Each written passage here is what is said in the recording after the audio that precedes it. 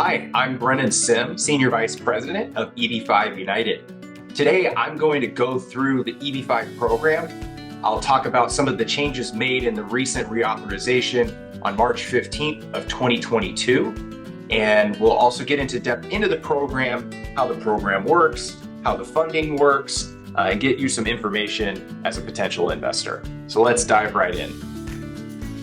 All right. So in this discussion, we will go through what the EB5 process is, what typical EB5 projects and investment offerings look like when they're structured, and how EB5 United structures our investment offerings. We'll look a little bit at EB5 United's track record and our history throughout our lifespan in the EB5 program, as well as the legislative changes that were recently made to the program and how that impacts projects and investors. So first off, the EB5 program, it started in 1990, and it's a job creation program with a U.S. immigration benefit. The program requires the minimum investment, which now is $800,000 US, to be at risk in an investment in a U.S. company creating jobs. That doesn't mean that it has to be risky. It is our job to mitigate risk in projects by underwriting and evaluating the projects before you make your investment.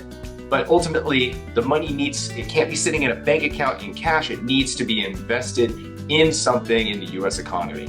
The full $800,000 investment requirement, that is the minimum, and all the funds for your investment must be lawfully obtained and sourced. So in this process, you will hire an immigration attorney who will do the source of funds for you that will be filed in your what's called I-526E petition to the government. Once that's approved, then you can obtain a green card.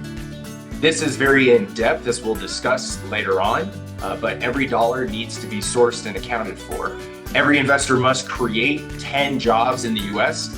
We help provide that service for you. So when you make an investment with a company like EB5 United, we are putting the capital to work into a job creating entity, which we'll describe later on in more depth.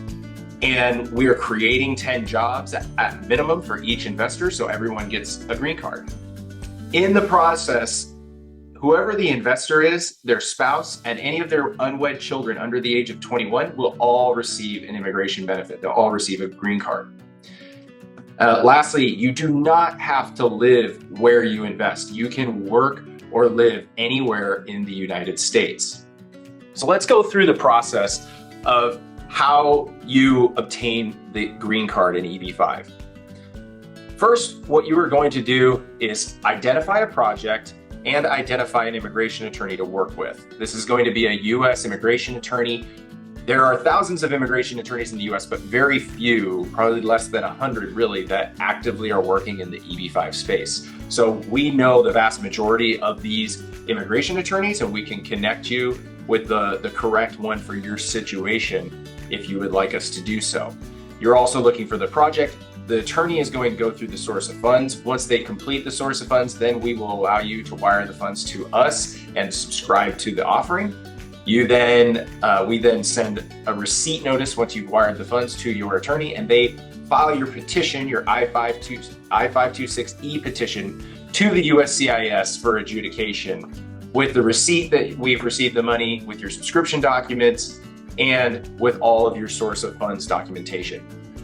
There are two ways to file.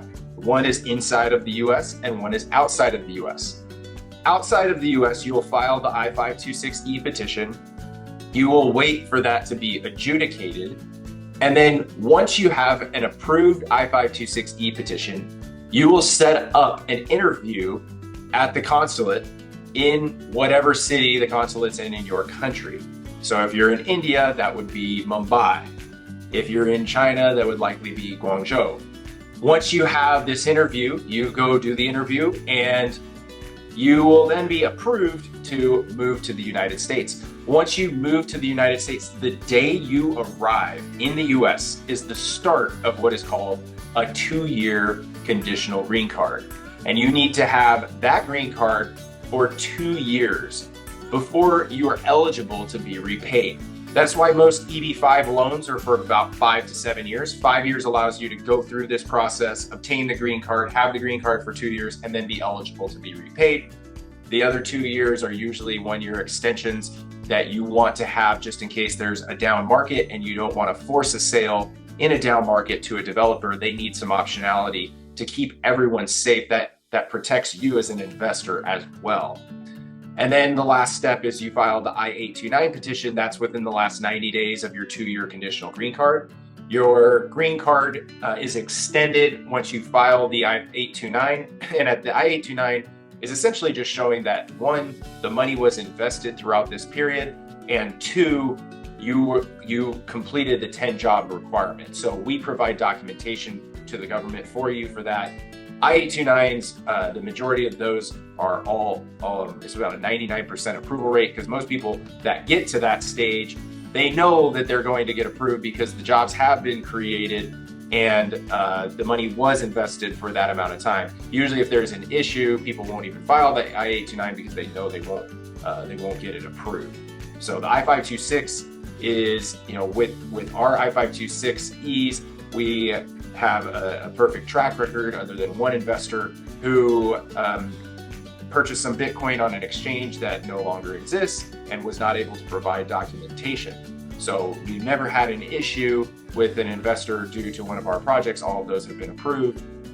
And we have a 99.9% track record for our more than 1,000 EB-5 investors.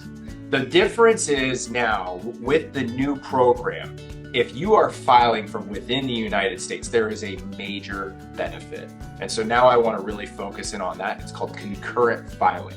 So if you're in the United States on an H-1B, a TN visa, an F-1, J-1, whatever it is that you're here in the United States on, as long as you're on a valid visa, you can concurrently file your I-526E petition and file for a change of status, okay? Now, your change of status is not going to be approved until after you have completed the full I-526E processing. So once your 26E is approved, then you will be able to have a full change of status. However, around 6 months or so after you file your I-526E and concurrently file for change of status, you should receive an EAD work authorization. So you'll be able to work anywhere in the United States that you desire. And a few months after that, you should receive an advanced parole travel permit. So this is a huge benefit for people that are inside the United States, because it means that you can have work authorization and not have to rely on your work visa in the United States to be able to work anywhere that you want in the US. This is a massive change. Again, the full change of the status will not be completed until after your I-526E is adjudicated.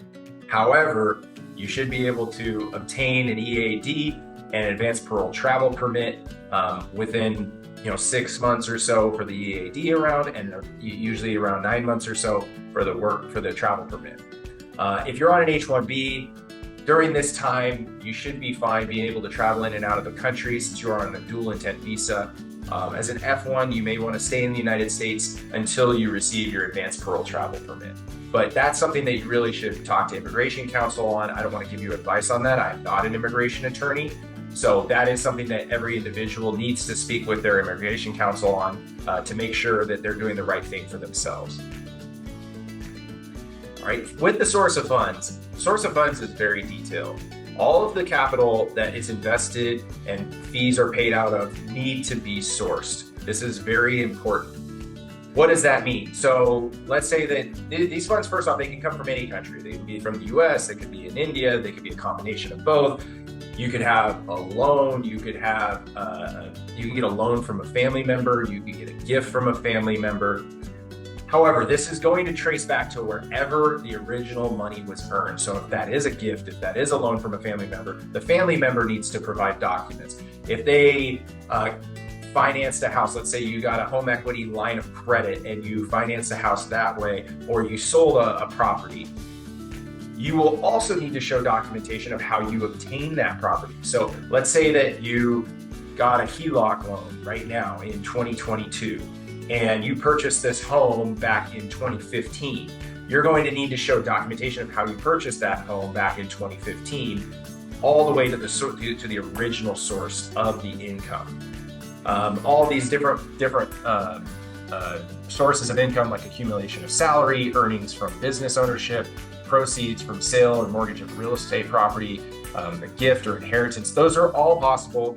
Gifts, that it's going to be difficult to show the government that you're getting a gift or a loan, a personal loan from a friend for $100,000 or so, that you don't have a significant tie to. Usually that needs to be a family member, but sometimes there are situations where that will work. So please work with your immigration counsel on this when you're sourcing your funds to know what is right for you. I hope this was informational for you. Please contact us at EB5 United. If you'd like a consultation, I can set you up. We'll set you up with one of our sales reps. You can find them there on our website, and we look forward to speaking more with you. If you have further questions, just reach out.